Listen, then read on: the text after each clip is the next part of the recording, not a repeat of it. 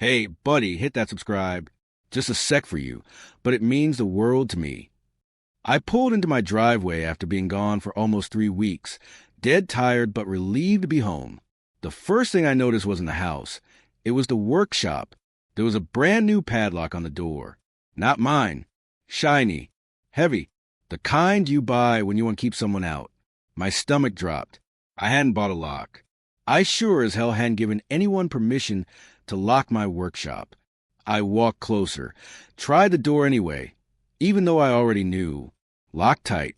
I felt this weird pressure in my chest, like my body already knew something was wrong, but my brain was still catching up.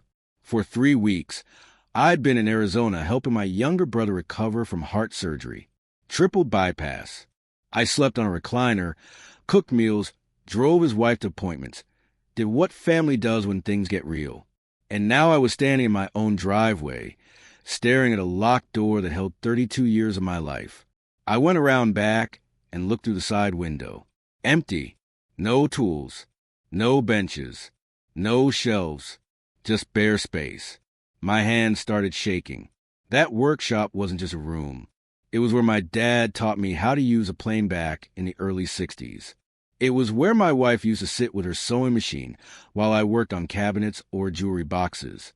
We didn't talk much during those evenings, just existed together, quiet, comfortable, and now, gone. I walked into the house through the back door, trying to keep my cool. My son Kevin was at the kitchen table, eating cereal like it was any random Tuesday. He's 36 years old, by the way, still eating sugary kid cereal. "Hey, Dad," he said casually. "Didn't expect you back till Thursday." I dropped my duffel bag on the floor. "Where are my tools, Kevin?" He didn't even look up. Just scrolled on his phone like this was no big deal. Brick can explain. She's upstairs. That answer hit harder than yelling would have. I went upstairs, already knowing I wasn't going to like what I saw. The workshop door was open now. I stood there frozen. The concrete floor was covered in foam padding. The walls I had insulated in drywall with my own hands, were painted this soft baby yellow color.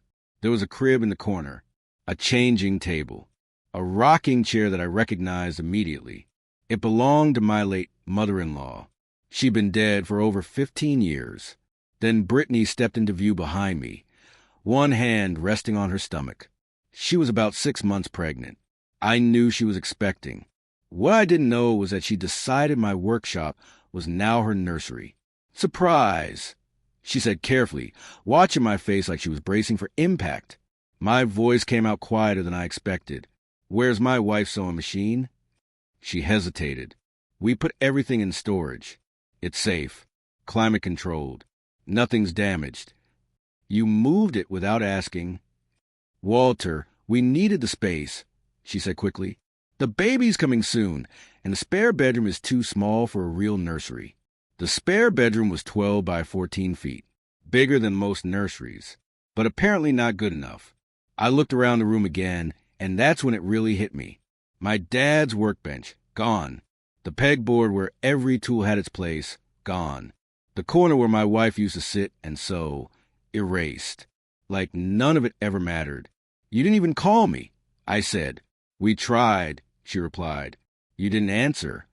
My brother was recovering from heart surgery. I was sleeping in hospitals. "You still didn't have the right," I said. "Well, the painters had an opening and the furniture was on sale," she said. "It just made sense to do it while you were gone, so you wouldn't have to deal with the mess." That's when something inside me cracked. I walked back downstairs. Kevin was still sitting there, but now he was watching me. He could read me better than anyone ever could. Always had. "Dad, I know you're upset," he said. "But Britt's right. You barely use that workshop anymore." I stared at him. "I was building a jewelry box 3 weeks ago." I said, "For my brother's wife." "Well, yeah, but look, we got you a storage unit," he said. "It's nice. You can go anytime." I sat down across from him. "Whose name is the unit under?" He paused. "Mine." That was it. "So my life's belongings," I said slowly, "are locked away somewhere you control?" "Dad, it's not like that. I stood up and pulled out my phone. I called my lawyer. And that's when everything changed. But what Kevin didn't know, what none of them knew, was that while they were busy turning my memories into boxes, the moment my lawyer picked up the phone, Kevin's face changed. Not angry, not defensive, scared. "Dad," he said quietly, standing up from the table. "You don't need to call anyone. We can talk this out." I didn't even look at him. "Ben," I said into the phone, "I need an eviction notice drawn up. 30 days. Yes, from my house." Kevin's mouth dropped open. "Dad, are you serious right now?" I ended the call and slipped the phone back into my pocket. Dead serious. Brittany came rushing downstairs, one hand on her belly like she needed to physically shield the baby from the situation. "What's going on?" she asked, her voice shaking. "He's kicking us out," Kevin said. I looked at both of them and felt something strange. Calm. "I'm evicting tenants who alter my property without permission," I said evenly.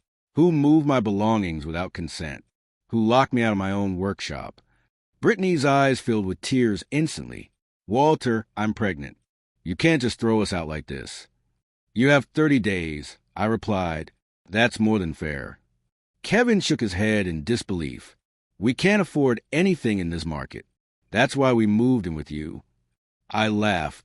Not because it was funny, but because the audacity was wild. For years ago, I said, "You told me you needed 6 months to save for a place." Kevin stayed quiet. 6 months turned into a year. A year turned into 2. Now it's been 4, and somehow you're worse off than when you moved in. Brittany wiped her face. "We've helped around here. You bought groceries twice." I said, "I've got receipts." Kevin snapped. "Okay, yeah, we messed up, but you're overreacting." "Overreacting?" I shot back. "You remodeled part of my house while I was gone and locked me out." I grabbed my duffel bag. "I'm staying at a hotel tonight," I said. "When I come back tomorrow, that nursery better be gone. My workshop restored. Every single item returned." Kevin looked stunned. "And if it's not," he asked, "then the eviction papers get filed first thing in the morning." I left without waiting for an answer. The hotel room felt empty in a way my house hadn't. Not yet, anyway. I sat on the edge of the bed and stared at the wall, thinking about my wife. 7 years gone. Cancer. She would have shut this down the first time boundaries got crossed. She had a backbone like steel. My brother had warned me. "They're using you," he'd said weeks earlier. I defended Kevin back then. Said he was grieving. Said he just needed time. But sitting there alone, all I could picture was my father's workbench dismantled like junk. My phone buzzed. "Kevin, Brittany's really upset. She's worried about the baby. Can we please talk?" I typed back one sentence. "Me. Tell me when my workshop is restored." Then I shut my phone off. The next morning, I met my lawyer downtown. He listened quietly while I explained everything. The lock, the nursery, the storage unit. When I finished, he leaned back. "You're legally in the clear," he said. "They cross multiple lines." Then he asked a question I've been avoiding. "Are you sure you want to do this? He's your only kid." I thought about the months I spent caring for my wife alone while Kevin avoided the hospital because it was too hard. "I'm tired," I said. "That's all." He nodded. "I'll prepare the papers." When I got home, Kevin's truck was in the driveway.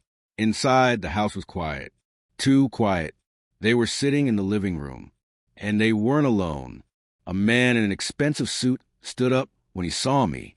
"Walter," Brittany said, "this is my dad, Richard."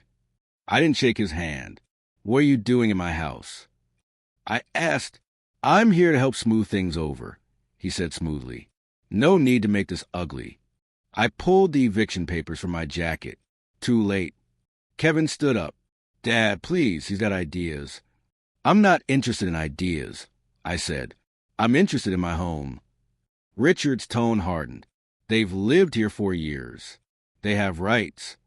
"They alter my property without permission," I replied. That killed any rights they thought they had. I turned to Kevin. "I gave you one chance." Then I handed them the papers. "You've been served." But just when I thought the worst betrayal was over, A phone call from my neighbor revealed a lie so twisted, so calculated. I barely had time to process the eviction aftermath before my phone rang.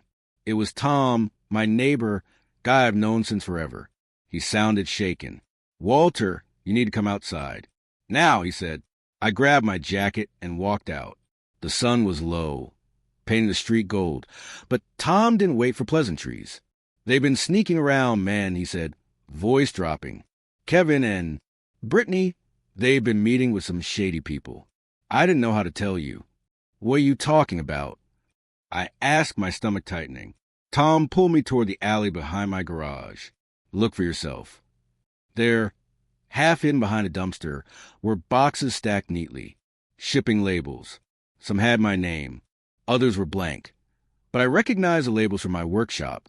My tools, Dad's old planes, my late wife's sewing machine, all packed, ready to disappear. I froze. This wasn't just a nursery move. This was organized. Who the hell were they meeting with? I hissed. Tom shrugged. "I don't know names. Just a car pulling up late nights. Quiet as a whisper. Never seen anything like it." I felt my pulse spike. My mind raced to the past weeks. Kevin and Brittany acting overly polite. The quiet house, the storage unit, excuse, all a cover. Inside, my son and his wife acted normal. Smiles. Jokes. But behind that facade, betrayal. I went in, locked the door behind me, and stared at Kevin. Care to explain the disappearing act? I asked, voice low. Kevin laughed nervously. "Disappearing act? Dad, what are you talking about?" I slammed my hand on the kitchen counter. "Don't play dumb with me. Boxes, labels, shipments." Tom saw them. Brittany's face drained of color. Kevin opened his mouth, closed it, swallowed. "You don't get it," I said, stepping closer. "This isn't just a mess of stolen tools. You're trying to erase my past, my life. Every memory I had in that workshop gone." Kevin finally spoke, almost whispering. We just thought we could." "You could what?" I cut in sharply. "Erase me from my own house? Take my stuff while I'm helping family? You're playing with fire, son." Brittany clutched her stomach, tears rolling. "Walter, I didn't think. Thought. I barked. There's no thought in this. Only greed. Only convenience. And you know what? I'm done giving second chances." I pulled out my phone. Called the police. All of it. Show them the shipment plan. Show them the storage. Show them every illegal move you've made. Start counting boxes, Kevin, because everything you've packed is evidence now. Kevin's eyes went wide. "Dad, please don't." I shook my head. "Too late. You crossed the line. You don't get to erase me." That night, I sat alone in the living room, staring at my empty workshop in my mind. The house was quiet, almost hauntingly so, but for the first time in weeks, I felt something solid, a resolve that no one could touch. I knew this wasn't going to end quietly. And just when I thought the battle was heating up, a knock at the door brought someone from my past, a face I never want to see again, holding secrets that could either save or destroy everything. The knock at the door made my stomach twist. I didn't expect anyone, not after the chaos with Kevin and Brittany. I opened it, and there he was, Jake, my old business partner from 20 years ago. The guy I trusted with my designs, my clients, my reputation. The same guy who bailed when things got tough. "Walter," he said, voice calm, like nothing had changed. "We need to talk." I froze. My jaw tightened. "Talk? About what?" "You vanished for 2 decades, Jake, and now you just show up." He smiled faintly. "I've been following things. I heard about the workshop, about Kevin." "Following? You mean spying?" Jake's eyes darkened. "Call it concern. You're in deeper than you realize. This isn't just a family spat anymore." I stepped back, letting him in. Part of me wanted to slam the door, but another part needed answers. Once inside, Jake didn't waste time. He pulled out a small folder, shoved it toward me. "Look at this." Inside were photos, blurry at first, but unmistakable. Kevin and Brittany, late at night, meeting a man in a hooded jacket. shaking hands, exchanging boxes. One of the boxes had my old workshop logo on it. They've got connections, Jake said quietly. This isn't some basement move or a storage unit mix-up. They're trying to sell your stuff. Someone's planning to cash in on your past. I felt my hands go clammy. My memories, my life's work, being trafficked like cheap goods. They're smart, Jake continued, and desperate. That's why they thought they could pull it off while you were away. But here's the thing. They underestimated you, and they underestimated me. Wait, you're helping me now? I asked cautiously. I owe you, he said. Back then, I left when you needed me. I let greed get in the way. I'm here to make sure this doesn't destroy you completely. I hesitated, trying to process the mix of anger, relief, and suspicion twisting inside me. First thing, Jake said, we trace those shipments. Every single box. Whoever's receiving them. I know people who can stop it before anything leaves the state. I nodded slowly. Part of me still wanted to handle this alone. But my anger was starting to feel tactical, like a weapon instead of a raw wound. I called Tom to confirm the locations. Kevin and Brittany thought they were clever. They didn't see Jake. Didn't see the legal ground I already had. And most importantly, they didn't see me coming back swinging. That night, I barely slept. My mind ran through scenarios. How to confront Kevin. How to protect my stuff. How to reclaim what was mine without letting them vanish into thin air. By sunrise, I had a plan. Not just to recover the workshop, but to make sure everyone knew who was in charge. But just as I was putting the pieces together, the doorbell rang.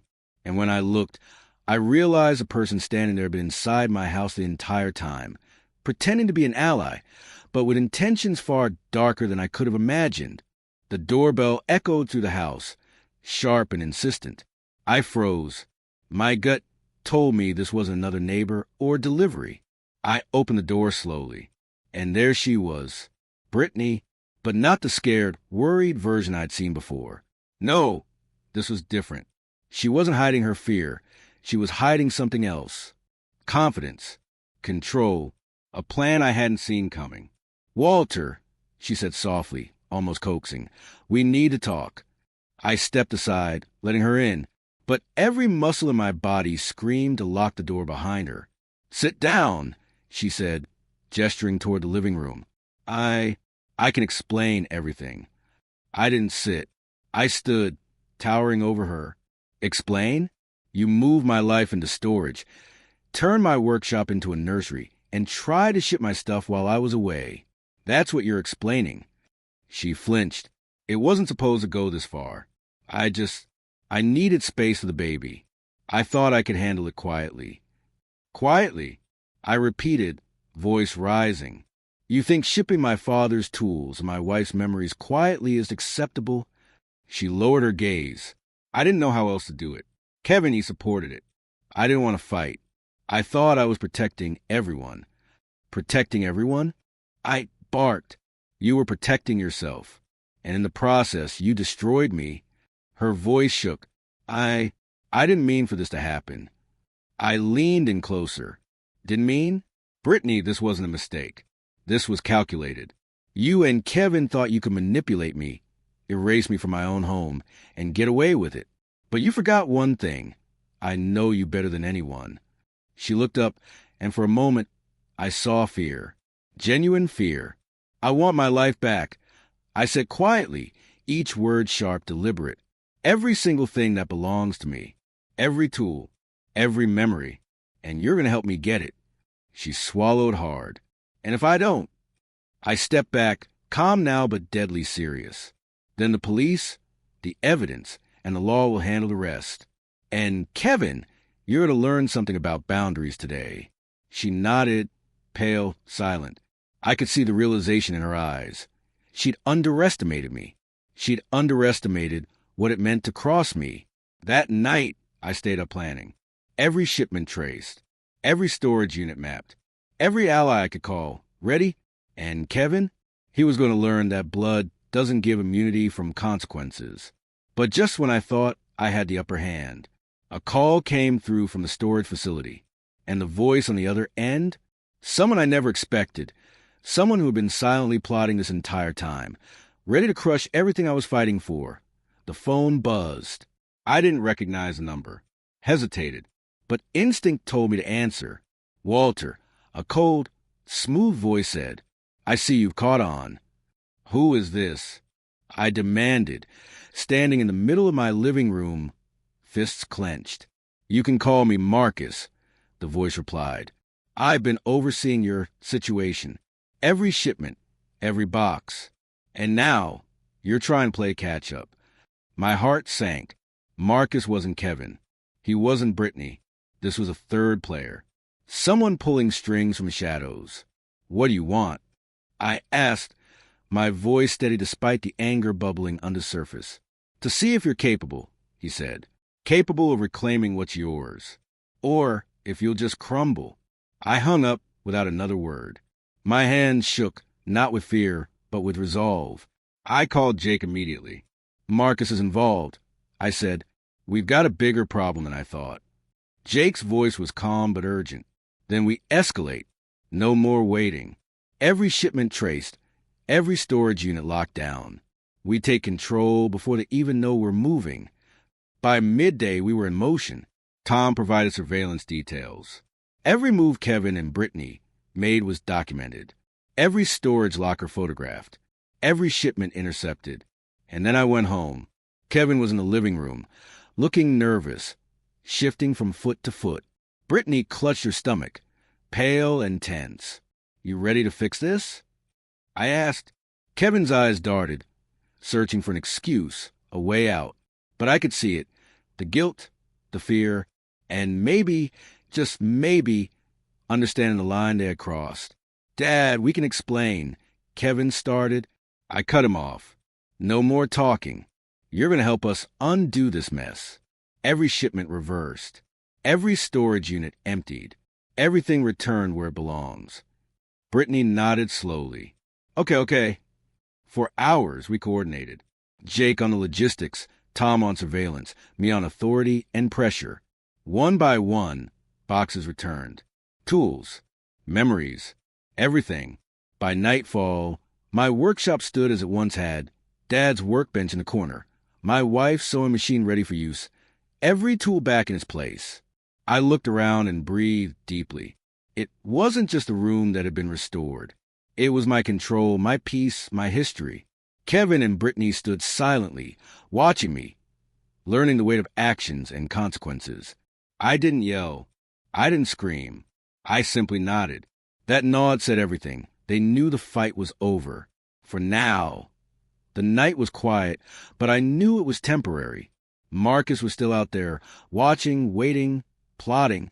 He had the kind of patience you don't want to face, the kind that could ruin someone quietly, efficiently. I sat in my restored workshop, hands on the workbench. Everything smelled like sawdust, oil, and history. My dad's spirit felt close. My wife's presence lingered in the faint hum of her sewing machine. For a moment, I felt grounded, strong, in control. Then my phone buzzed. Unknown number. Walter. Marcus' voice slithered through the speaker. "Impressive. You reclaimed your territory. But now it's time to play my game." I smiled, calm and cold. "I've been ready for your game for a long time. Let's see who folds first." He laughed. "Bold. I like that. But bold won't save your family." Jake nodded. "Then we make this personal first." We cut him off at the source. Surveillance. Allies legal, every angle. He won't see it coming. The next 48 hours were a whirlwind. Kevin and Brittany, under my watchful eye, reversed every shipment, returned every stolen tool, and documented everything Marcus had manipulated. Meanwhile, Jake coordinated with contacts, securing everything Marcus could touch. By the third day, Marcus made his move. A black SUV rolled down the street. Tinted windows, silent but menacing. I stepped outside. Kevin beside me, nervous, but learning, finally understanding the gravity of crossing lines. Brittany stayed back, holding her belly, scared but safe. The SUV stopped. Two men stepped out, looking like businessmen, but radiating danger. "Walter." Marcus' voice came from inside the car. "Step aside or this ends badly." I didn't flinch. You mess with my family, my memories, my life. You chose this. A tense standoff ensued, but Jake's team was ready. Police backup discreetly arrived, evidence already on file. Marcus' men didn't know what hit them.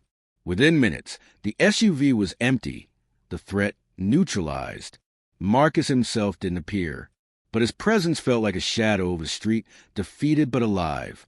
I knew this wasn't the end, but for now, I had won. I walked back inside, Kevin following. Brittany hugged me tightly. For the first time in weeks, I allowed myself to feel relief. This house, I said softly, these walls are ours. Always were, always will be. Remember that. Kevin nodded slowly. A lesson learned, a line finally respected. And in my workshop, surrounded by my past, my history, and the tools that told my story, I finally felt at peace.